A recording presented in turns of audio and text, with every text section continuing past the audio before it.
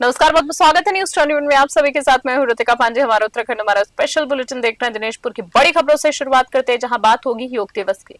जहां दिनेशपुर में अंतर्राष्ट्रीय योग दिवस के अवसर पर आयुष विभाग के तत्वाधान में अटल उत्कृष्ट राजकीय इंटर कॉलेज में भव्य योग कार्यक्रम आयोजित किया गया है। कार्यक्रम में क्षेत्रीय विधायक अरविंद पांडे, अधिकारियों, जनप्रतिनिधियों, छात्र छात्राओं और स्थानीय नागरिकों ने सामूहिक रूप से योगाभ्यास किया है। योग प्रशिक्षकों के निर्देशन में विभिन्न योगासन और प्राणायाम कराए गए हैं। विधायक अरविंद पांडे ने कहा है कि योग भारतीय संस्कृति की अमूल्य धरोहर है, जो शारीरिक, मानसिक और आध्यात्मिक स्वास्थ्य प्रदान करता है।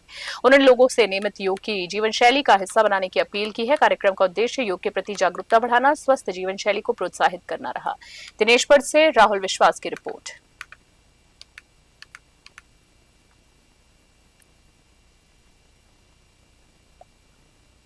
डोईवाला से अगली खबर देख रहे हैं हम, जहां अंतर्राष्ट्रीय योग दिवस के अवसर पर एसडीआरएफ वाहिनी मुख्यालय सहित राज्यभर के सभी पोस्टों पर सामूहिक योगाभ्यास कार्यक्रम आयोजित किया गया।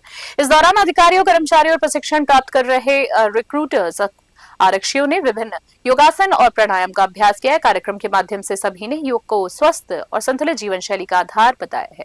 योगाभ्यास के दौरान प्रतिभागियों ने नियमित रूप से दैनिक दिनचर्या में शामिल करने की योग के संकल्प लिए हैं। जवानों ने कहा है कि योग भारतीय संस्कृति के अमूल्य धरोहर है, जो शारीरिक, मानसिक, आध्यात्मिक रूप से व्यक्ति को सशक्त बनाता है। आपदा प्रबंधन जैसे चुनौतीपूर्ण जिम्मेदारियों के लिए योग मानसिक दृढ़ता और शारीरिक क्षमता को बढ़ावा देने में अत्यंत सहायक है। एसडीआरएफ वाहिनी मुख्यालय के साथ साथ राज्य की सभी पोस्टों पर भी योग दिवस के अवसर पर उत्साहपूर्वक योगाभ्यास किया गया है, जिसमें अधिकारियों और जवानों ने बढ़ चढ़कर हिस्सा लिया।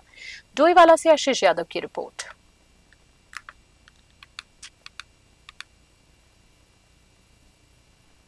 और चमोली की बात कर लेते हैं। खबर देख रहे हैं, चमोली के थराली विधानसभा क्षेत्र में सामुदायिक स्वास्थ्य केंद्र की लचर व्यवस्थाओं को लेकर कांग्रेस नेता और सामाजिक कार्यकर्ता संदीप कुमार पटवाल ने गंभीर सवाल उठाए हैं। रविवार को आयोजित प्रेस वार्ता में उन्होंने कहा है कि थराली, देवाल और नारायणबगड़ विकास खंड का ये एकमात्र सामुदायिक स्वास्थ्य केंद्र होने के बावजूद यहाँ अल्ट्रासाउंड और एक्सरे जैसी मूलभूत सुविधाएं उपलब्ध नहीं है। उन्होंने आरोप लगाया है कि आपातकालीन स्थिति में गर्भवती महिलाओं, बुजुर्गों और घायल मरीजों को 150 से 200 किलोमीटर दूर रेफर करना पड़ता है, जिससे लोगों को भारी परेशानियों का सामना करना पड़ रहा है।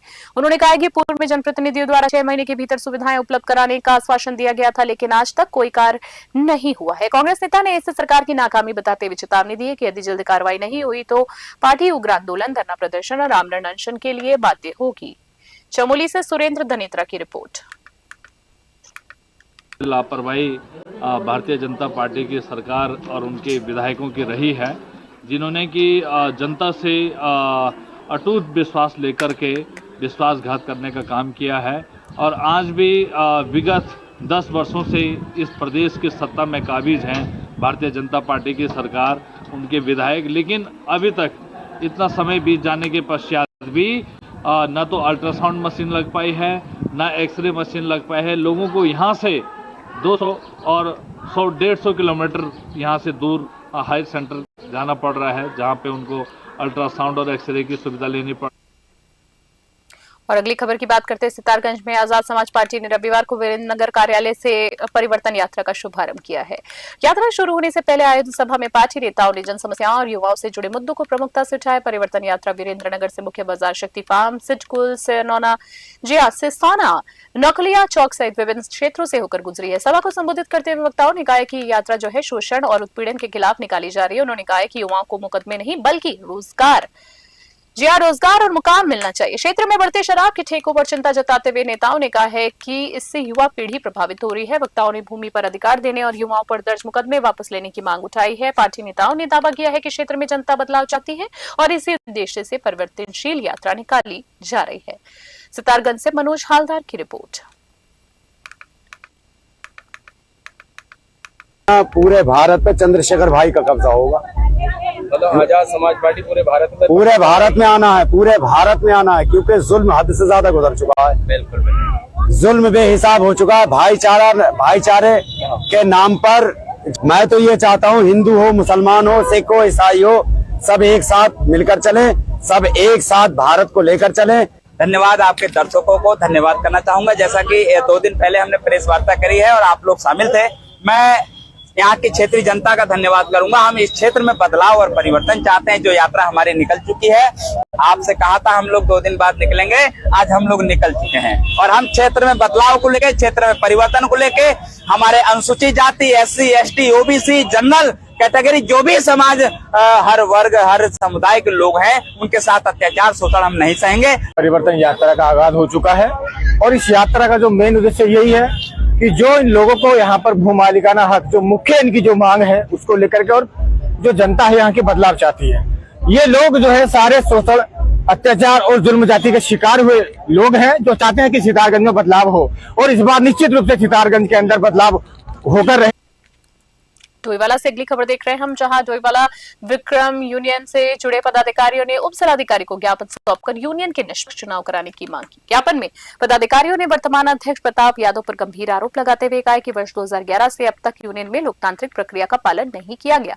उनका आरोप है कि वे लंबे समय से अध्यक्ष पद पर बने रहने के बावजूद नियमित चुनाव नहीं कराए गए हैं। पदाधिकारियों का कहना है कि वर्ष 2025 में भी केवल औपचारिकता के तौर पर चुनाव प्रक्रिया अपनाई गई और बिना मतदान के ही अध्यक्ष सहित कुछ पदाधिकारियों को अगले 5 वर्षों के लिए घोषित कर दिया गया।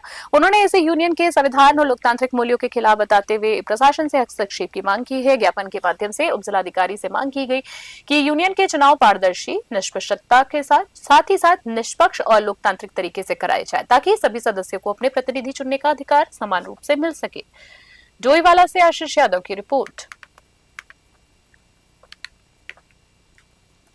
मैं डोईवाला विक्रम यूनियन सोसाइटी का प्रधान प्रवीण कुमार और यहाँ पर उपस्थित सभी स्वामी मालिक, जिनके आवेदन पर हमने SDM महोदय और नायब तहसीलदार महोदय को अपना विज्ञापन सौंपा है।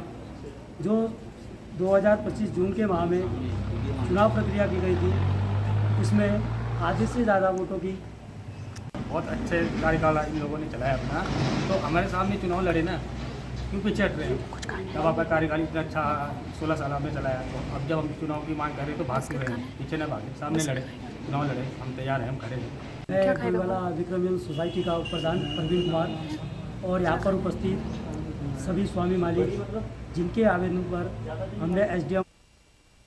और अगली खबर की बात करें, थराली से देख रहे हैं। थराली में नगर पंचायत अध्यक्ष सुनीता रावत के साथ कथित अभद्रता के विरोध में ब्लॉक कांग्रेस कमेटी ने क्षेत्रीय विधायक भूपाल राम चमचा का पुतला दहन किया।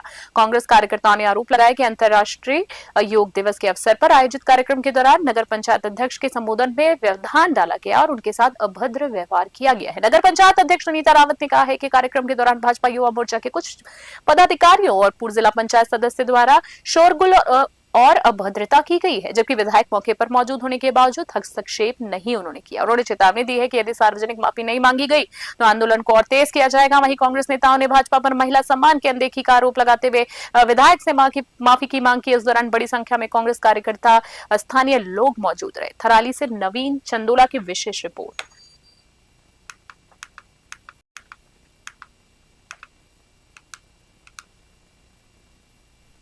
धन्यवाद चंदोले जी। आज भारतीय राष्ट्रीय कांग्रेस के ब्लॉक कमेटी ने विनायक जी का पुतला दहन किया, क्योंकि उन्होंने कल हमारी हमारी श्रीमती सुनीता रावत जी के साथ अभद्रता का व्यवहार किया। चिप्स खाएगा। भारतीय जनता पार्टी का हमेशा का कार्यक्रम यही रहा। आपसे ये जानना चाहेंगे आज क्या कुछ कार्यक्रम यहाँ पे आयोजित किया गया? आज ब्लॉक कांग्रेस कमेटी थराली के नेतृत्व में भारतीय जनता पार्टी के नेताओं का और कार्यकर्ताओं का पुतला दहन करने का काम किया गया। धन्यवाद चंदोले जी। और नगरासू गुरुद्वारा विवाद को लेकर दूसरे दिन भी क्षेत्र में तनाव और अफवाहों का माहौल बना रहा। देर रात गुरुद्वारे की छत पर मौजूद 2 निहंग सिखों को नीचे उतार लिया गया है, जबकि एक अन्य व्यक्ति के रिहा होने की जानकारी भी सामने आई है। सोमवार को गुरुद्वारा परिसर में पत्थरबाजी की खबरें और भोजन पहुंचने से जुड़ा एक वीडियो सोशल मीडिया पर वायरल हुआ। हालांकि प्रशासन ने इन घटनाओं की आधिकारिक पुष्टि नहीं की है। विवाद के बाद एहतियातन बंद की गई इंटरनेट सेवा रविवार शाम 5 बजे बहाल कर दी गई थी। इस बीच सोशल मीडिया पर एक और वीडियो सामने आया है, जिसमें सुरक्षाकर्मी कथित पत्थरबाजी से खुद को बचाते हुए दिखाई दे रहे हैं। प्रशासन और पुलिस लगातार मौके पर तैनात है तथा स्थिति पर नजर बनाए हुए है। अधिकारियों ने लोगों से शांति बनाए रखने और किसी भी प्रकार की अफवाह पर ध्यान न देने की अपील की। नगरासू से आशीष यादव की विशेष रिपोर्ट।